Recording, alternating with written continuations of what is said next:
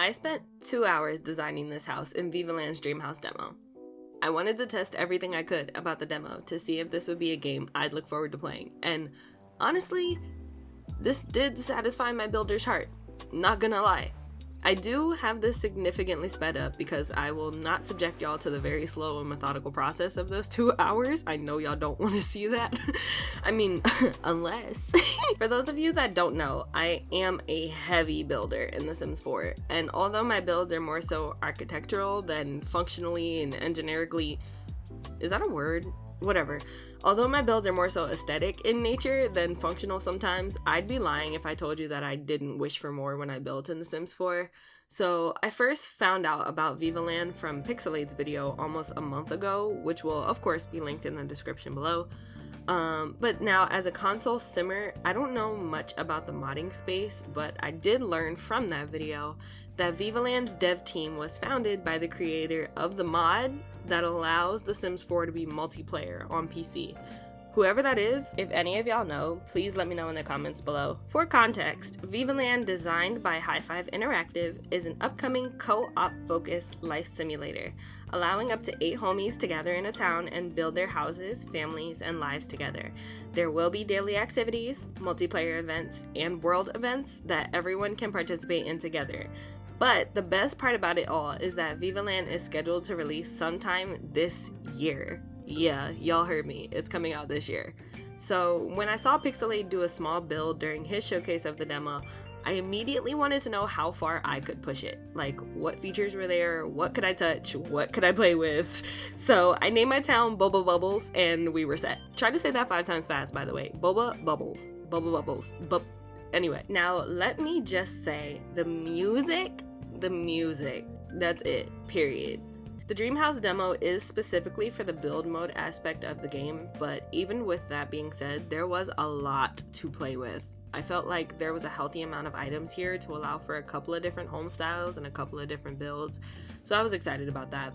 I let my mind run wild with it, and I started to build a modern home with Gothic accents because I'm obsessed with Gothic and Victorian architecture, and my favorite color is black, so, you know, the puzzle pieces fit. Quick question for my fellow builders, by the way. How do you build your designs? Like, do you build from the shell in, or from within the shell before you put the details on the actual shell? Am I the only person who fully develops the shell before going into the interior? Like, all the foundations, the walls, the fences, windows, roofing, doors, paintings, etc. I don't know, but like the way my ADHD is set up, I hyper-focus so intensely on the outer shell and am completely incapable of moving until I finish the look of everything on the outside. Like, the only thing that I won't do until the end, sometimes, it depends on the build, is the landscaping, because I just can't be bothered with it until I'm finished everything else. But I can't move onto the inside until the outside looks exactly the way that I want it to. Anybody else? Does anybody else do this? Please tell me, because whenever I look at some builds, I see like a blend of working on the shell and working on the rooms. It's kind of like a piece by piece thing. I can't do that. I just can't do it. When I build, I always try to think of the character I'd make to be going into whatever I made. Like, what's the story of this place? So I wanted this house to be for a feminine character who lived alone, who was left this house by her Gothic grandmother, and I wanted to have her respect some of their traditional furniture while also adding her own modern color pops. So there wasn't too much Gothic furniture in the demo, so I used what would work best for each room. Since I chose the lighthouse location, I wanted some good natural light, but also wanted as many dark colors as possible. It's just a demo, so I'm not tripping about it, but I do want to share some issues I ran into while building, just for constructive criticism's sake, in case High Five somehow comes across this video one day. I just, you know, they have a good thing going here, and I want to see it thrive, so I feel like the best thing to do is give my experience. So let's get into it. My biggest issue was that furniture would not overlap properly sometimes. It took tons of switching between like the free placement and the unit placement, lots of undos and redos, lots of prayer and tears, but you get the point. Like, especially when it came to that godforsaken kitchen cupboard that I tried to place against the wall that just did not want to be there, and the chandelier and the light placements that I tried to place above the dining table that literally would not place unless it was in certain areas. areas. I don't know why, but the lighting, when it comes to being placed on the ceiling, it just doesn't place wherever you want it to go. At least it didn't for me. It only placed in certain areas, so that was extremely frustrating. My second issue was that I could not only delete partial items. For example, I decided while I was building the fencing that I wanted a small gateway-like opening for all the sets of fences, so my character would be able to walk up into her home, walk up into the door from being up the stairs, but I couldn't just delete that portion that I wanted the small opening to be in. I had to delete the entire side of the fencing on both in front of the house and the yard, and then place them specifically to right before the opening that I wanted it to be in. And I know that doesn't sound like a big issue in hindsight, but imagine having a very intricate design of wall placement or fencing placement, and then you have to delete one small section, but you can't. You have to delete the entire section of what you just did. That would be extremely frustrating.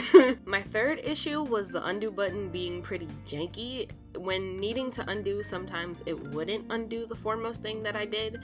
Instead, it will undo the second most or the third most thing that I did, meaning that I had to retrace my steps and redo the stuff that I did before, just to end up having to straight up delete the thing that I was trying to undo, because it wouldn't pay attention to me needing to undo that. It would only undo the stuff that came before.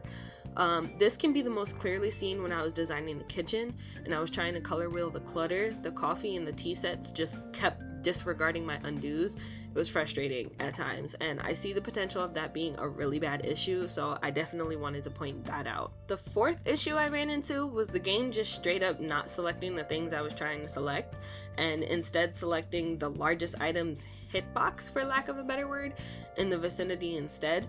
This was most notably seen in the living room with that godforsaken sectional couch that just refused to allow for my attention to be divided elsewhere, especially when it came to trying to place the rug. I just ended up having to give up and putting the rug by the door instead of trying to put it behind the couch. This could be an issue when trying to make builds overlap at certain aspects and could affect the way an overall build turns out, especially when it came to me trying to put down the guitar. For some reason, it just, I was trying to select the guitar and it kept going back to the couch, and they weren't even that close to each other. So this is definitely an issue, and I wanted to point this out as well, because if you can't select things, then you can't place things, And the last prominent issue I had was that the curved walls did not support anything I tried to put near it. Now, for context, I do understand that curved walls are just janky in general, and it's just not going to support a wide variety of things, but this is still just something that I did want to point out, because neither furniture or wall pieces would even try to place, so I ended up just having to move pieces to the bathroom closer towards the flat flooring and away from the curved wall in general. It just wouldn't even allow things in the vicinity. It did help when I free placed. It allowed me to get just a little bit closer, but yeah, curved walls be curving. But that was it. Those were the only big issues that I ran into. Everything else was pretty insignificant, and I just attribute it to the demo being a demo. Like I said before, this is simply constructive criticism based on the things I ran into. This is not me bashing High Five Interactive or saying their game is bad or me nitpicking or whatever. This is a surprisingly cohesive demo, and I had a blast building my home. I wouldn't have spent 2 hours doing so if I didn't enjoy the process, but I do want them to succeed, and I do think this game has the potential to be really good, especially because of the focus on the multiplaying and the co-op experience. So the best way to help a dev as a consumer and as a gamer is to give my feedback and subsequently your feedback on the experience that you have, so that they can be aware of potential issues that may affect the quality of the game mechanics, because if the game mechanics aren't working, then it affects the way the game is. It affects the fun that you have with it. It affects your experience. So the more constructive criticism you give and the more feedback you give on the bugs that you experience, the better they can make the game. But with all that being said, what do you think of the home I built? What do you think of Vivaland so far from this video and any other videos you may have watched on it? The demo is available right now on Steam, so do let me know if you go try it and play it yourself. And if you run into your own set of issues, let me know your thoughts in the comments below. Like the video if you enjoyed spending your time with me. I appreciate you for being here. Subscribe if you're new so you don't miss anything from me. We do have a lot of games coming in the next year, and couple of years, honestly. So I'm so excited. The Cozy Gamers will be eating deliciously for the next couple of years. I'm truly looking forward to all these new games, bruh. Like, it's just the gamer in me. I'm just so happy. Have a good rest of your day, no matter what time you're watching this. Drink water, take your meds and your vitamins, and eat something sweet. Know that you're loved, you're appreciated, and you are important. Until next time, my lovelies. Peace.